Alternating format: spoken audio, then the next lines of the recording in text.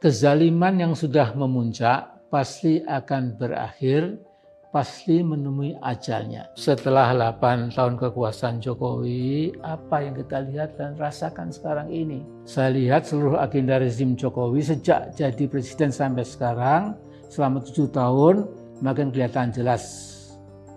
Maaf, mungkin istilahnya omongannya di kutub utara, ya, kenyataannya di kutub selatan. Nah, people power ala Indonesia di tahun 98 dulu bisa dikatakan people power jilid 1. Nah, akan menjadi people power jilid 2. Nah, ada kemiripan sangat kuat antara rezim Orde Baru dan rezim Jokowi sekarang dalam banyak hal. DPR, DPD, MPR hampir mutlak ikut arahan Jokowi. Tour of Duty atau pergantian pimpinan TNI dan Polri nampak menuju satu arah, yakni membiarkan otoritarianisme Jokowi supaya berlangsung mulus. Media mainstream kecuali Tempo sudah tangkas melakukan self-censorship. Mana yang diberitakan, mana yang harus dihilangkan, sudah dimengerti oleh media mainstream dengan sangat baik. Barisan intelektual pelacur makin banyak di kampus-kampus besar, negeri maupun swasta. Buzzers murahan dipelihara rezim. Tugasnya menyalak tanpa henti untuk mengacak-acak opini publik, menjugurbalikkan logika.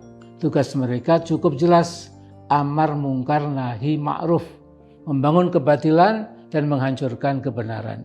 Organisasi Islam yang besar makin budek dan membisu melihat berbagai kezaliman yang muncul di berbagai bidang kehidupan. Banyak di antara mereka yang justru sowan berkali-kali ke istana untuk memberi dukungan supaya Jokowi terus melaksanakan apa saja yang diinginkan. Nah, kalau rezim Jokowi makin pongah, kejangkitan political hubris, makin confident buta gara-gara Big Brother Cina diyakini akan menolong survival regime dan tidak pernah mau lagi mendengar keinginan mayoritas rakyat yang merasa makin tertindas, maka silahkan terus gaspol memainkan permainan politik seperti sekarang ini.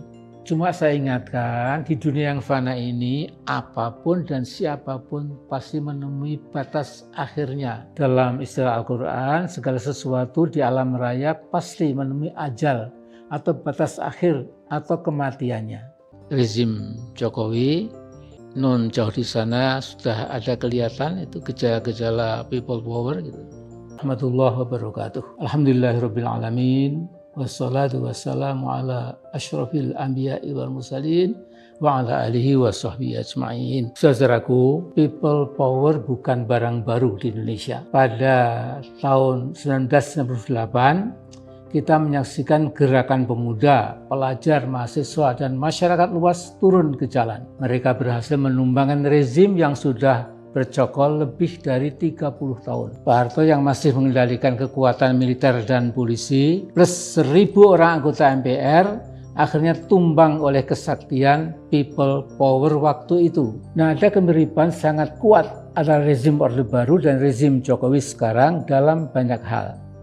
DPR, DPD, MPR hampir mutlak ikut arahan Jokowi. Tour of Duty atau pergantian pimpinan TNI dan Polri nampak menuju satu arah, yakni membiarkan otoritarianisme Jokowi supaya berlangsung mulus. Media mainstream kecuali Tempo sudah tangkas melakukan self-censorship. Mana yang diberitakan, mana yang harus dihilangkan, sudah dimengerti oleh media mainstream dengan sangat baik. Barisan intelektual pelacur makin banyak di kampus-kampus besar, negeri maupun swasta. Buzzers murahan dipelihara rezim. Tugasnya menyalak tanpa henti untuk mengacak-acak opini publik, menjugurbalikkan logika. Tugas mereka cukup jelas, amar mungkar nahi ma'ruf, membangun kebatilan dan menghancurkan kebenaran.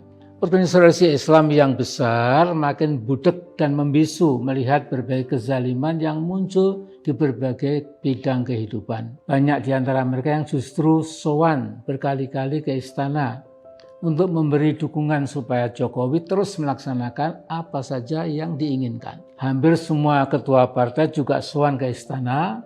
Mereka melantunkan lagu yang sama, kira-kira Bapak Presiden sudah on the right track. Maksudnya kira-kira jangan khawatir Pak, kami dukung apa saja yang Bapak rencanakan. Bahkan ada intelektual Singapura yang dulu pernah diperhitungkan, tiba-tiba menjadi semacam intelektual bayaran. Dia bilang Pak Jokowi adalah jenius, seorang jenius. Presiden yang terbaik yang pernah dimiliki Indonesia. Nah, people power ala Indonesia di tahun 98 dulu bisa dikatakan people power jilid 1. Nah, kalau sampai terjadi lagi akan menjadi people power jilid 2. Nah, tapi jangan lupa para pendukung Jokowi yang berhasil menghantarkan Jokowi ke istana berpendapat lain. Mereka yakin bahwa Jokowi bisa jadi presiden karena dukungan people power juga. Nah, kebetulan saya membuka almari perpustakaan saya yang menyimpan buku-buku lama. Saya menemukan buku ini. Jokowi People Power, ditulis oleh Pak Bimo Nugroho dan almarhum Bapak M. Yamin Pancasitya. Dalam buku ini 2 lembar dimuat, ya, trilogi buku Jokowi. Pertama, Jokowi Politik Tanpa Pencitraan. Buku kedua, Indonesia Memilih Jokowi. Dan ketiga ini, Jokowi People Power. Semuanya diterbitkan untuk mengelu-elu Pak Jokowi. Nah, buku yang pertama, ya, Politik Tanpa Pencitraan, saya kira tidak usah dikasih komentar. Ya. Kita bisa menilai sendiri. Masa iya tanpa pencitraan? Andai kata ada survei objektif, siapa tokoh politik yang paling getol melancarkan pencitraan, ya tentu siapa lagi. Kemudian buku kedua, Indonesia Memilih Jokowi. Buku ini berusaha meyakinkan kita bahwa Jokowi memang the best, paling bagus. Ya. Misalnya, Jokowi termasuk 3 wali kota terbaik di muka bumi. Ini menurut sebuah lembaga riset di London bernama The City Mayors Foundation. Nah, ketika temuan hebat dari survei itu, lembaga survei London itu, ya, kebetulan saya lantas mencari tahu ya, keadaan sosial atau kemiskinan di Surakarta atau Solo. Ternyata waktu Pak Jokowi pindah ke Jakarta sebagai calon gubernur itu, kemiskinan di kota Solo itu lebih 20%, bahkan 22%. Jadi dengarkan pengakuan jujur Pak Jokowi di Jakarta pada 25 Agustus tahun 2012 masih sebagai calon gubernur Jakarta. Jokowi bilang menjawab pertanyaan wartawan, ya, ini saya quote, angka kemiskinan di Solo setelah didata Pemkot Solo berjumlah 133.600 jiwa. Nah, kalau menurut BPS hanya ada 70.000 jiwa warga miskin. Saya belum menemukan angka jumlah penduduk kota Solo pada tahun 2012, tapi angka pada tahun 2016 adalah 570.876 jiwa. Tentu jumlah penduduk Solo di tahun 2012 lebih sedikit. Nah, bila angka Pemkot Solo yang menurut Jokowi lebih akurat, maka 133.600 itu penduduk miskin. Dari jumlah total 570.876 penduduk, berarti angka kemiskinan di Solo zaman Jokowi lebih dari 22%. Saya ulangi lagi, ketika Pak Jokowi pindah ke Jakarta, dia meninggalkan kemiskinan yang cukup tinggi, yaitu 22% lebih penduduk kota Solo itu di bawah garis kemiskinan. Nah, jadi kriteria apa yang digunakan oleh lembaga survei ecek-ecek di London itu? Ya. Jangan lupa ya, lembaga survei luar negeri yang abal-abal, yang terima amplop untuk mereka-reka hasil sebuah survei, sudah menjadi rahasia umum di negara-negara barat itu. Jadi jangan kita lantas melihat, wah kalau barat pasti etikanya tinggi, anti suap dan lain-lain. Ya, bahkan kalau mau berguru untuk menelikung kebersihan nilai demokrasi itu lihat saja terutama di Amerika. Nah, kota Solo berubah membaik tatkala 10 tahun pimpinan Pak FX Hadi Rudiatmo pasca Jokowi. Solo mengalami kemajuan pesat, makin bersih, makin terang, Dan angka kemiskinan juga bisa ditekan kalau tidak salah sampai 9,03%. Jadi saya harus mengatakan seperti apa adanya, wali kota setelah Pak Jokowi itu memang sukses. Nah, seri ketiga dari trilogi itu berjudul ini, Jokowi People Power. Oleh buku ini kita diyakinkan bahwa yang menjadikan Jokowi presiden juga sebuah gerakan people power. Jadi Pak Jokowi itu bisa dihantarkan ke kursi presiden, itu kata sang pengarang, tidak lain tidak bukan karena gerakan people power. Nah, dalam buku ini dicatat ratusan yayasan, kelompok-kelompok kecil di seantero Indonesia, berbagai tim kampanye pemenangan, barisan ini dan barisan itu, forum ini dan forum itu, gerakan ini, gerakan itu, beberapa koordinasi relawan, berbagai laskar dengan nama berlainan, dan seterusnya, dan seterusnya. Nah, dengan people power, mereka akan menghabisi sisa Orde Baru. Itu dalam buku ini bukan kata saya. Jadi Prabowo, pesaing Jokowi, dituduh sebagai antek Soeharto. Sosok Prabowo dikhawatirkan akan memunculkan kembali keotoriteran Orde Baru. Korupsi, kolusi, dan nepotisme akan marak lagi. Jokowi berterima kasih atas tim-tim pemenangan yang berjumlah ratusan untuk membangun Indonesia bebas KKN. Nah, saudara-saudaraku, jadi banyak anak bangsa yang terpukau kagum pada presiden baru yang menerbitkan harapan baru, menyongsong Indonesia yang cerah, makmur, berkeadilan, hukum ditegakkan tanpa tebang pilih, jarak antara kaya dan miskin semakin tipis, kekayaan alam yang melimpah terutama untuk bangsa sendiri, korupsi dibabat tanpa kompromi, pluralisme bangsa Indonesia dijadikan modal penting bukan untuk mengadu domba antar anak bangsa dan seterusnya. Saya kira Pak Bimo Nugroho tidak salah ketika menulis buku Jokowi People Power dengan mengemukakan impiannya, harapannya tentang Jokowi yang akan membawa bangsa Indonesia ke arah persatuan dan berbagai impian lain yang kini jadi ilusi dan fantasi belaka. Nah, pada sampul belakang buku ini ada 3 endorsement, terdiri dari 3 paragraf dan 3 istilah people power. Jadi pertama, people power akan menggusur demokrasi representatif yang melahirkan kekuasaan elit. Paragraf kedua, pencaplokan hak politik rakyat oleh elit akan didobrak lewat people power yang mendudukkan Jokowi sebagai presiden. Yang ketiga, people power tidak boleh berhenti karena elit koruptor dan penindas rakyat yang menjadi lawan kekuasaan rakyat juga tidak bakal berdiam diri. Nah, saudara-saudaraku, setelah 8 tahun kekuasaan Jokowi, apa yang kita lihat dan rasakan sekarang ini? Saya lihat seluruh agenda rezim Jokowi sejak jadi presiden sampai sekarang, selama 7 tahun, makin kelihatan jelas. Maaf, mungkin istilahnya omongannya di kutub utara, kenyataannya di kutub selatan. Memang slogannya muluk-muluk, dari nawacita, tol laut, presiden akan memimpin langsung pemberantasan korupsi, akan memberantas nepotisme, akan membuat kabinet ramping, akan mengadili pelaku kejahatan HAM, akan kerja, tidak akan impor bahan pangan, tidak akan menambah utang, dan ada puluhan akan lagi. Maka pembodohan pada rakyat selama ini sebaiknya segera dihentikan menurut saya. Misalnya janji stop impor pangan misalnya. Yang terjadi sebaliknya, Indonesia tetap mengimpor beras, kedelai, daging, garam, dan lain-lain sehingga para petani dan peternak makin susah hidupnya.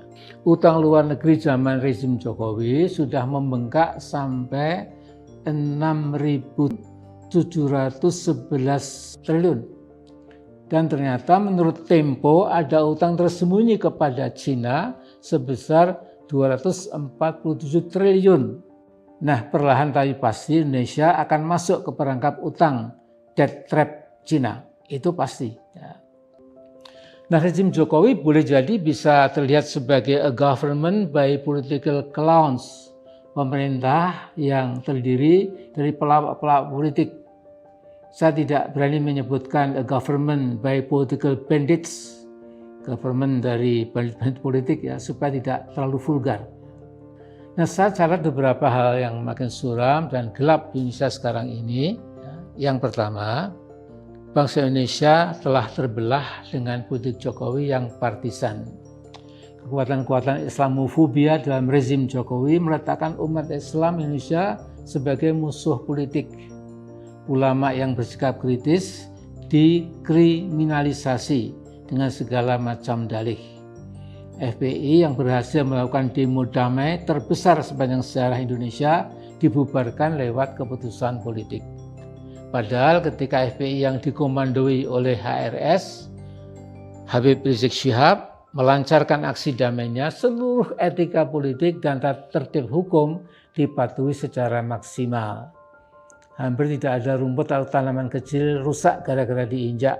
Tidak ada bakar-bakar ban di tengah jalan. Tidak ada gedung pemerintah dilempari batu. Tidak ada perlawanan sedikit pun terhadap aparat keamanan. Hanya karena HRS tetap kritis dan vokal, maka framing politik dengan skala fabrikasi, distorsi, dan disinformasi, HRS dipalu kodam sebagai musuh NKRI dan dalih-dalih hukum buatan lainnya. Sampai sekarang, HRS dan beberapa Habib lainnya masih meringkuk di penjara. HTI juga dibubarkan lewat keputusan politik, bukan keputusan hukum yang transparan. Nah, saya heran oknum-oknum penting dalam tubuh rezim Jokowi kok bisa merasa sangat kuat. Nah, ini saya heran terus terang. Padahal lewat 2 kali Pilpres dengan dibantu oleh polisi dan mesin birokrasi, kemenangan pada Pilpres 2014 itu hanya 53%. Dan lagi-lagi dengan bantuan yang masif dari polisi, ya, birokrasi, dan alat-alat yang dimiliki pemerintah, akhirnya cuma dapat 55%. Tapi gayanya seperti menang secara landslide victory, lewat pemilihan yang bersih seolah-olah. Nah, saya tidak paham melihat tingkah laku oknum-oknum dalam tubuh rezim Jokowi sekarang ini. Nah, kemudian hampir separuh anak bangsa yang tidak memilih Jokowi dianggap musuh negara. Itu semua akibat perilaku rezim yang mengalami defisit nilai-nilai demokrasi, akibat defisit etika dan moral, bahkan rezim saya kira menderita nihilisme moral. Kedua, rezim Jokowi makin memperparah kolonialisme baru dari kekuatan asing untuk menjajah dan menghisap ekonomi Indonesia. Ini saya minjam istilah yang digunakan Profesor Edi Swasono dari UI. Nah, saudara-saudaraku, yang menarik Badan Intelijen Negara, ya, Badan Intelijen Negara BIN, mensinyalir ada 72 undang-undang yang disusupi kepentingan asing, diantaranya Undang-Undang Pendidikan Nasional, Undang-Undang Kesehatan, Undang-Undang Kelistrikan, Undang-Undang Sumber Daya Air, Undang-Undang Penanaman Modal Asing, Undang-Undang Migas, Undang-Undang Pemilu, Undang-Undang Perbankan, kemudian juga di sektor perbankan dan industri pertambangan itu luar biasa, ya. Undang-undang telah diproduksi itu untuk kepentingan asing, ya. Kemudian juga dominasi modal asing merajalela sehingga aset nasional kian menyusut. Karena itu Undang-Undang Cipta Kerja yang heboh kemarin itu dan Undang-Undang Mineral yang juga sama hebohnya hanya kelanjutan belaka. Dari apa? Dari ini saya harus jujur, rezim-rezim sebelum Pak Jokowi itu juga suhunya mirip. Cuma Pak Jokowi memang lebih parah, mohon maaf ya Pak Jokowi, Anda memang lebih parah. Tapi sebelum Anda itu berbagai undang-undang diproduksi oleh DPR kita, itu juga memang tadi 70 sekian tadi menurut BIN, ya, secara belak-belakan gitu. Nah, karena itu saya melihat gara-gara seperti ini, maka elit atau oligarki politik sosial ekonomi itu lantas bisa mendiktekan, ya, kepentingan politiknya, kepentingan ekonominya, ya, kepada rezim yang berkuasa, persis yang kita alami sekarang ini. Dan yang ketiga, rezim Jokowi seperti rezim-rezim sebelumnya memang tunduk, patuh, dan taat pada kemauan oligark yang mengejawantah menjadi mafia di hampir semua kehidupan nasional. Kita harus fair, ya, tadi rezim sebelumnya juga sudah tunduk pada kemauan oligarki. Nah, kekuatan mafia itu mengejawantah menjadi bercabang-cabang sehingga kita kenal ada mafia beras, mafia daging, mafia gula, mafia pupuk, mafia terigu, mafia cabai, mafia bawang, mafia minyak, mafia obat-obatan, mafia gas, mafia mineral, mafia batubara, mafia pajak, mafia olahraga, dan yang gawat sekali adalah mafia hukum, dan seterusnya. Nah, karena mafia hukum adalah jenis mafia yang paling berbahaya, Presiden SBY pernah menerbitkan Kepres nomor 37 tahun 2009 tentang Satgas Pemberantasan Mafia Hukum, PMH, dan Satgas ini bekerja sama dengan MA, MK, BPK, KY, dan Ombudsman, Polisi, Kejaksaan Agung, KPK, Komisi Kepolisian Nasional, dan juga PPATK. Jadi luar biasa. Waktu itu, saya waktu itu ya Allah, sekali ini mungkin hebat ini Pak SBY. Top. Ya. Tapi 2 tahun kemudian, Satgas yang awalnya kelihatan gagah perkasa dan menakutkan itu dinyatakan bubar. Ternyata kekuasaan negara duduk bersimpuh di hadapan para mafia. Nah, saya bisa lanjutkan dengan narasi yang lebih panjang, tetapi 3 poin di atas sudah cukup untuk dapat menarik kesimpulan. Setelah lembaga-lembaga demokrasi sudah disfungsional pada masa rezim Jokowi yang telah berkuasa selama 7 tahun, maka 3 tahun sisanya menjadi sangat kritis. Nah, kalau rezim Jokowi makin pongah, kejangkitan political hubris, makin confident buta gara-gara Big Brother China diyakini akan menolong survival regime dan tidak pernah mau lagi mendengar keinginan mayoritas rakyat yang merasa makin tertindas, maka silahkan terus gaspol memainkan permainan politik seperti sekarang ini. Cuma saya ingatkan, di dunia yang fana ini, apapun dan siapapun pasti menemui batas akhirnya. Dalam istilah Al-Quran, segala sesuatu di alam raya pasti menemui ajal atau batas akhir atau kematiannya. Kezaliman yang sudah memuncak pasti akan berakhir, pasti menemui ajalnya. Nah, dalam cakrawala politik Indonesia saat ini, cakrawala politik yang saya amati sebagai orang awam, ya, saya samar-samar melihat bayang-bayang people power itu di kejauhan, masih jauh memang. Ya. Nah, dalam konteks inilah saya ingin menutup narasi politik enteng-entengan ini. Ya, narasi saya akan mudah dipahami, jadi enteng ya.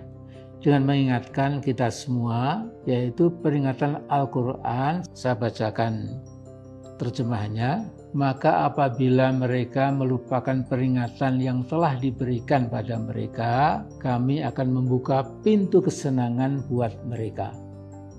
Sehingga ketika mereka dalam puncak kegembiraan mereka, kami siksa secara tiba-tiba, maka ketika itu mereka hancur berputus asa.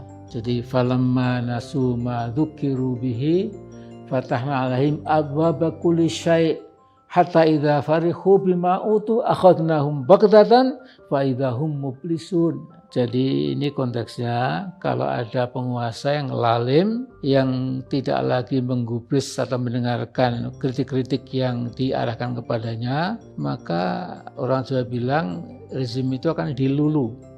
Dulu itu malah dibiarkan, ya, menjadi makin congkak, berpesta pora. Tapi tatkala rezim sudah lupa daratan, ingat lautan mungkin ya, kemudian akhirnya akan tiba-tiba dijatuhkan hukuman Allah itu, ajalnya itu tiba, selesai. Ya. Saudaraku juga dalam Al-Quran, jadi maka setelah mereka melupakan apa yang diperingatkan kepada mereka, Allah menyelamatkan orang-orang yang berani melawan kejahatan, tapi Allah akan timpakan pada orang-orang yang lalim, ya, siksaan yang keras, disebabkan perbuatan fasik mereka. Bahkan Allah kemudian mengutuk mereka dengan mengatakan, kunu qiradatan khasiin, ya, jadilah kamu manusia monyet. Masya Allah, kita dianggap oleh Allah jadi manusia kera, manusia monyet yang hina dina. Nah, saudara-saudaraku, Saya tidak bisa lebih dari itu sebagai cara saya mengingatkan rezim Jokowi yang sekali lagi non jauh di sana sudah ada kelihatan itu gejala-gejala people power gitu.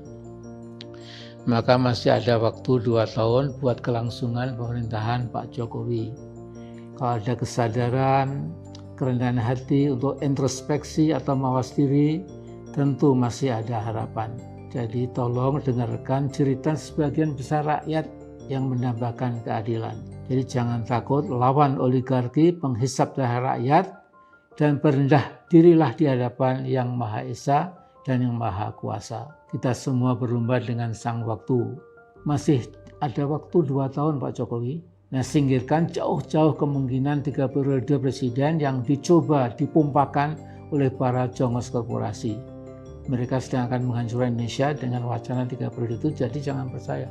Saya itu saja, mohon maaf, sekian saja.